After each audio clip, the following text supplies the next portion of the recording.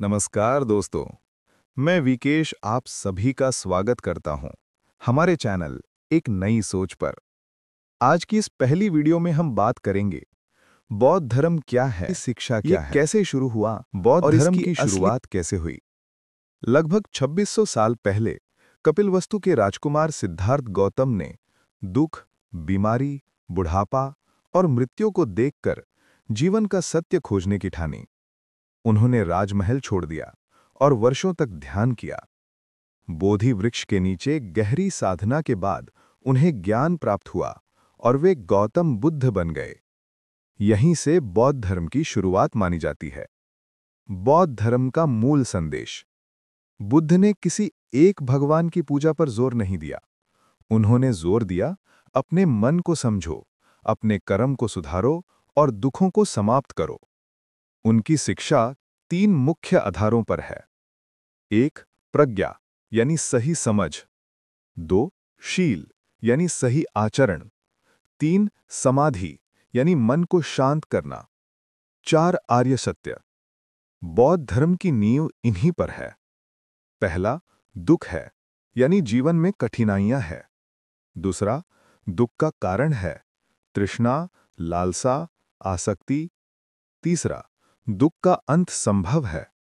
चौथा, दुख से मुक्ति का मार्ग है यानी अष्टांगिक मार्ग।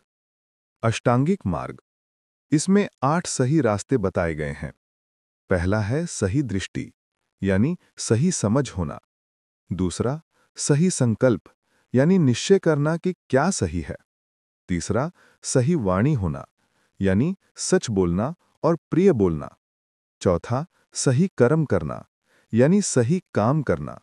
पांचवा, सही आजीविका होना यानी ईमानदारी से पैसा कमाना।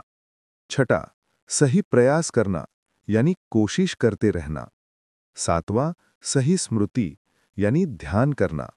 और आठवां, सही समाधि यानी मन को शांत करना।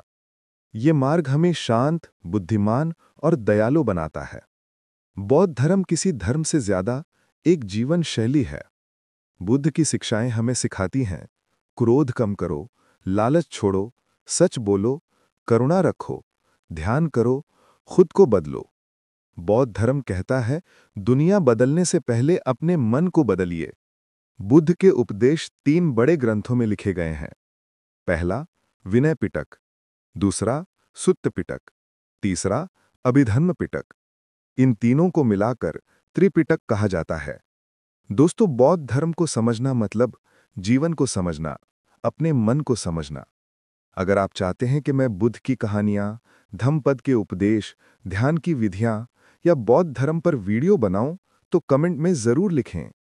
आप देख रहे थे एक नई सोच। दोस्तों, मैं विकेश अंत में अपने शब्दों में यही कहना चाहता हूं कि आपके अंदर जो ईश्वर विराजमान हैं, मैं उन्हें प्रणाम करता हूं। अर्थात आप सभी को मैं हाथ जोड़कर हार्दिक प्रणाम करता हूं। जय हिंद, जय भारत, जय संविधान।